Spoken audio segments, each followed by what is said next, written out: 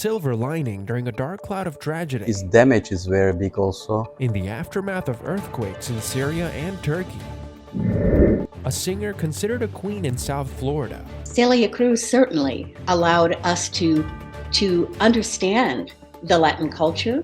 Finally gets her face on money.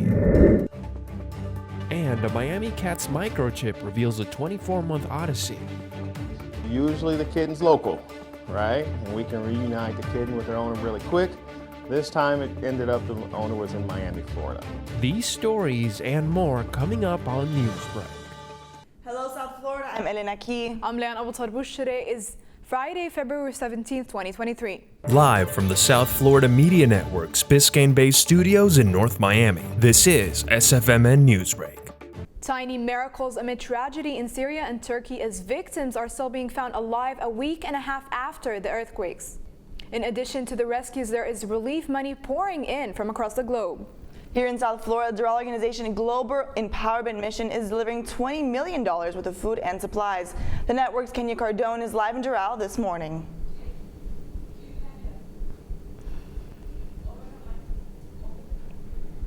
Massive 7.8 magnitude earthquake hit Turkey and Syria. Now more than ever, these people need your help. That's why I'm here at the headquarters of Global Empowerment Mission. It's here in Doral. Take a look behind me. You can see the assembly line. This is where the volunteers come and they pack up those supplies and goods and they fill up those pallets. And once those pallets are done, it gets sent over here where they wrap those pallets. And that's what you're seeing right now, a warehouse with pallets on pallets on pallets of supplies and goods that get sent to areas and countries that are recovering from disasters just like Turkey and Syria. Right now we know that $3 million in aid have already been sent to Turkey. They're currently working on establishing a hub in Turkey so that they can begin their three-phase distribution process of those supplies and goods. That's what's going on in Turkey though, but you here in South Florida can help. We need the community's help. That's why I'm here with the Chief Development Officer. This is Patrick Lynch. He's here to tell us the 3 things that he needs from you right now. Thank you so much. So if you folks go to globalempowermentmission.org, you can learn how to give us 3 things: dollars, goods, and volunteer hours. So if you're interested in doing any one of those 3 things, you can check out our website and help us make an impact around the world from right here in Florida. Thank you so much. I appreciate you coming on here to talk to us. Like he said, they need the help. People are still being found under that rubble. So we need to help as a community, no matter from where you are. If you visit our website, sfmn.fiu.edu, we're going to have more information on how you can help. We'll also link the website to this organization. There's going to be a list of acceptable goods that are able to be donated and how you can volunteer. Any way that you can help, that's all going to be linked on our website. But for now, live here in Doral, I'm Kenya Cardone, South Florida Media Network. Our Washington, D.C. Bureau also found a unique charity effort in their neighborhood. The network's Sabrina Begueristein is in the nation's capital this morning. Behind me is Meze, one of DC's first Turkish Mediterranean restaurants that is hosting the earthquake relief fundraiser and hopes to raise $5,000 to those in Turkey and Syria. Its damage is very big also, and we try to help from the overseas.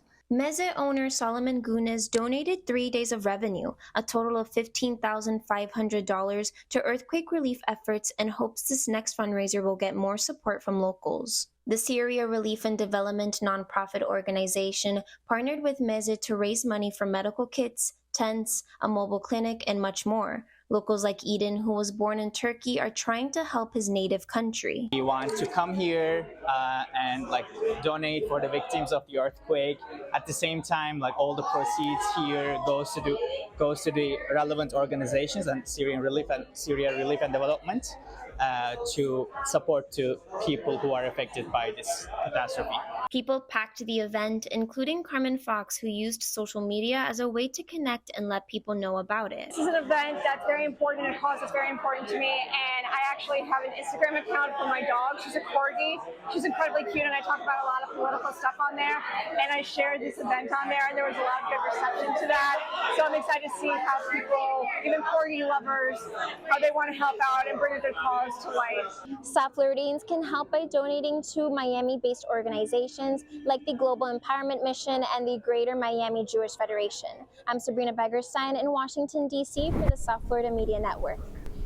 A popular clothing executive is facing over 10 years in prison.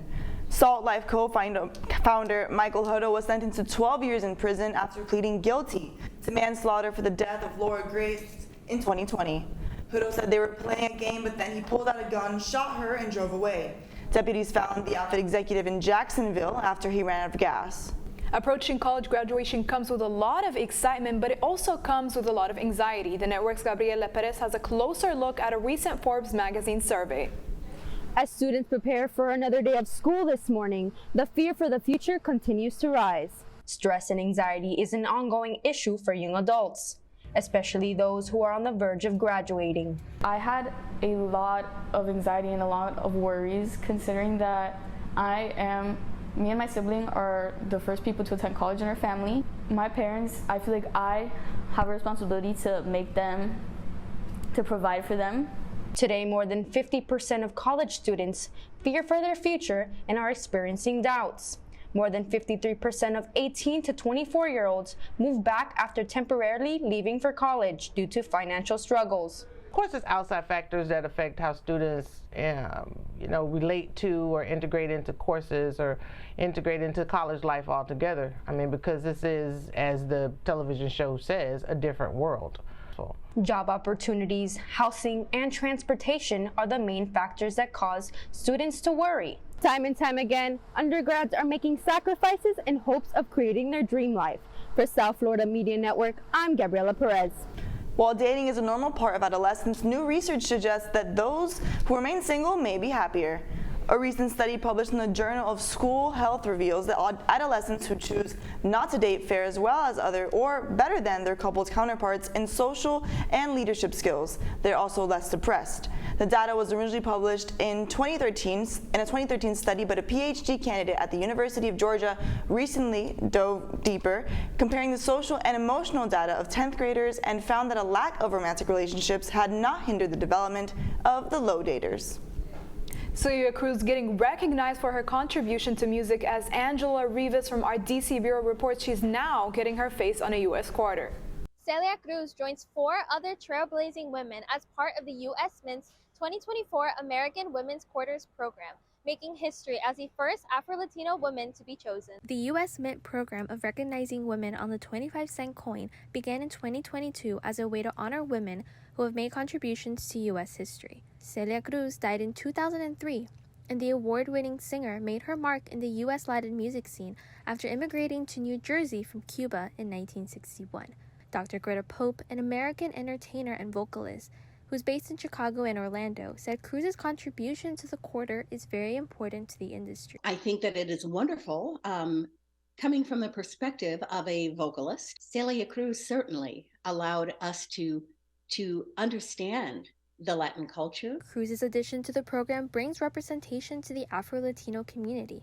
Professor Jean Mutero Raer of Anthropology and African Diaspora Studies at FIU explained the importance of recognizing her Afro-Latino heritage. Highly symbolic.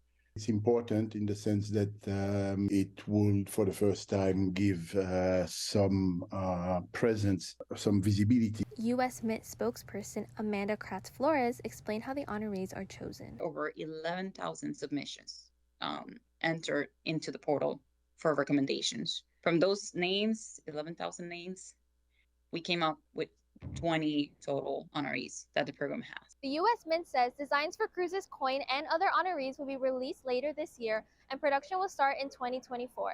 Reporting from Washington, D.C., I'm Angela Rivas for the South Florida Media Network. 2 strangers in Florida have now bonded forever after a life-changing surgery where one of them donated a kidney to the other. Both young women live in Sarasota and had their surgery in Tampa. Candy Baramita was told that her kidney was failing at only 25 years old. She took to social media in search of help, and Catherine Koshever was the answer. The two had never met before, but after being moved by Candy's story, Catherine decided that she needed to help her. You have no idea the impact that you can have on anybody, whether it's donating a kidney or giving somebody a smile. I think that we underestimate how far that can go sometimes. The two were a match and met for the first time on the day of their surgery. They plan to take a trip every year on the anniversary of the surgery in celebration. A cat from Miami goes missing for 2 years and travels more than 1,400 miles. The network's Juliet Cyrus has the story. A Miami family has word this morning that they will be reunited with their cat after he's been missing for over 2 years. this little guy's story didn't end here at Miami-Dade Animal Services. It actually ended 1,400 miles away, just south of Kansas City. So more than 2 decades, have you ever heard of anything like this? No, that's a quick one. That's a quick and easy one. Like I say, this distant. It started when a resident found a stray cat Saturday night. It was too cold for the animal to be outside, so they called the Prairie Village Animal Control Unit. Our animal control unit microchipped the cat. Usually the kitten's local, right? And we can reunite the kitten with their owner really quick. This time it ended up the owner was in Miami, Florida. The Prairie Village Police Department will provide services to Lucky until his family can make arrangements to get him back to Miami. They're hoping that happens within the next week or so. You can just imagine that is a long jaunt for anyone, needless to say, a cat. Turns out the cat has been missing for 2 years. The owner thought it was stolen and had actually filed a police report. And if this story wasn't interesting enough, get this. Right? And that was the response. You got lucky? Yeah, I guess we have Lucky. Yes, Lucky was lucky.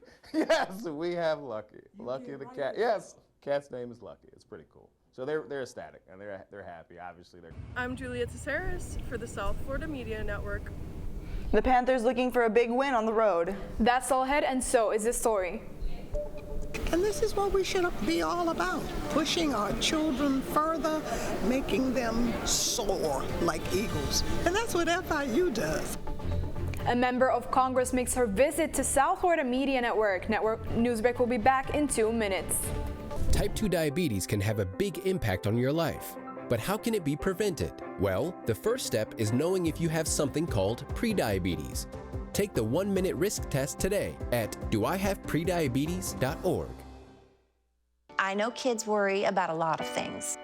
Getting enough food to eat shouldn't be one of them. Through a nationwide network of food banks, Feeding America serves virtually every community in the United States. See how you can help your community. Visit feedingamerica.org.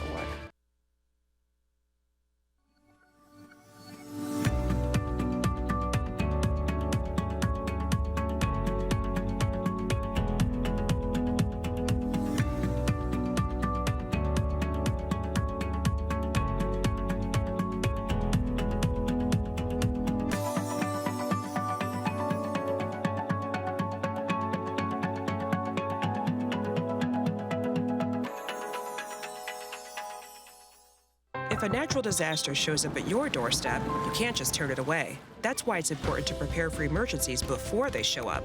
Go to ready.gov/plan to find the tools and tips you need. And make a plan today.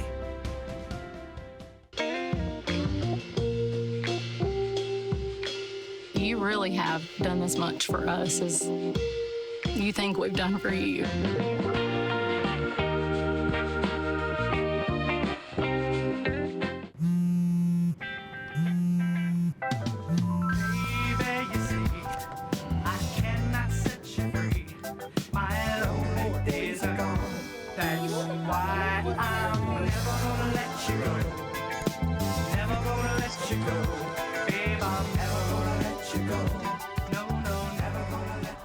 Here you go.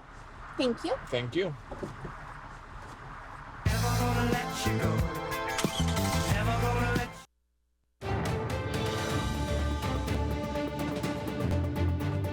Hello, my neighbors in Haiti. This is your Congresswoman, Frederica Wilson. Know that you're in my heart forever.